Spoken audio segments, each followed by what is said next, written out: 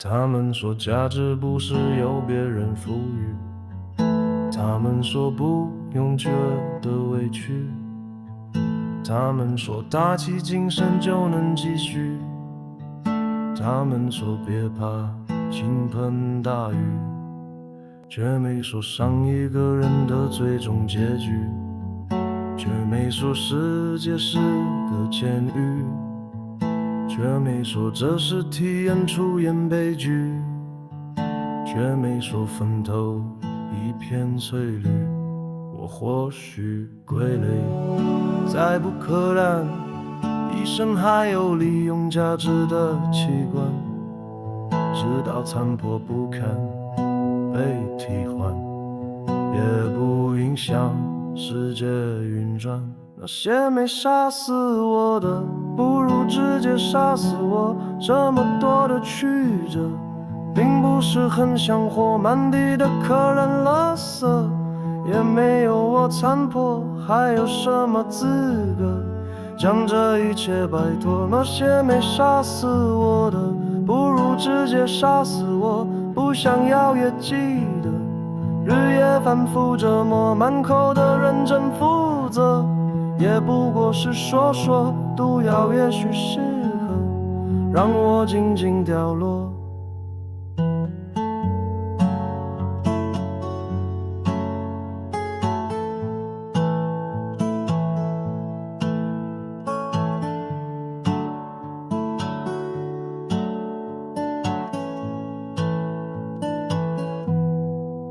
他们说精神需要由谁来传承，他们说这是社会责任，他们说团结起来无所不能，他们说迟早分一辈子，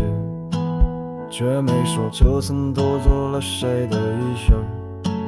却没说只能咬牙隐忍，却没说他们等着我们完成，却没说最后一点不分。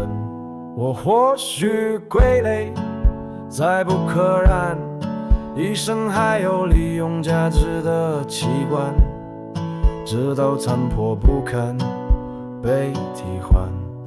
也不影响世界运转。那些没杀死我的，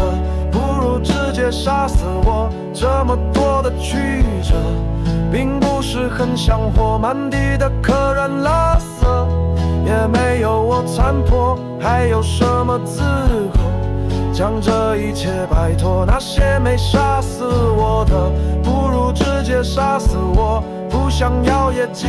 得，日夜反复折磨，满口的认真负责，也不过是说说，毒药也许适合